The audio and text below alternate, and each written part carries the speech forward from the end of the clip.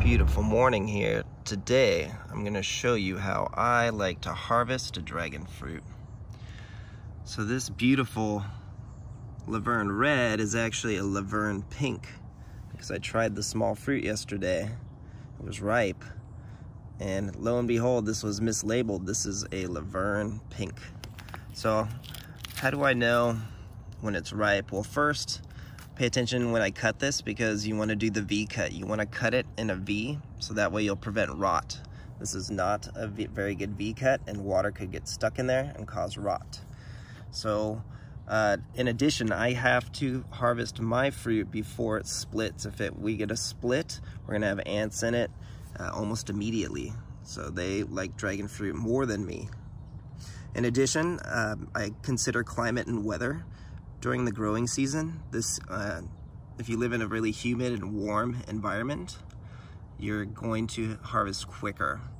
In San Diego, for example, it's been cooler and foggier this entire season, so all the dragon fruit varieties are slower to ripen, in my experience. We're on day 45 right now, and definitely I would say this is almost ready. It's gonna need another day or two. So I'm gonna leave this on the plant a little longer. And I know this because also the color, I think the color is just about there for what I like. Almost all that green is faded off. It's a really nice size in addition to the color. And, you know, you need to be careful because say a Sunta 4, that you pick that ripe when it's still green. So you also need to do what I call, or everybody calls, the wiggle test. So it's definitely on the stem. So it's still on there pretty tight. So this has a few more days. That's the wiggle test. And then in addition, I like to look up really close on the skin and look for any wrinkles before. It tends to wrinkle before it splits. So I definitely think that this can take another day or two to get a little bit sweeter here. So I can also call it the squeeze test. It feels like there's a lot of resistance, so it's really firm in there. I don't like to squeeze it too hard and bruise it. So it's just about ripe. Now I'm really excited to see how this brick scores, because when we got this in, when was that? April? May? It had flower buds on it, and it was in a 2-gallon pot. You can see there, it's a 2-gallon pot. It's very small.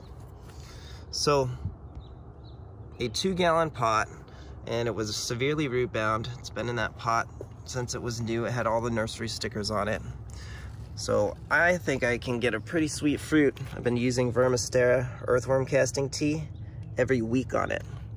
So let's give this a few more days. We'll cut it off and we'll go see how it scores.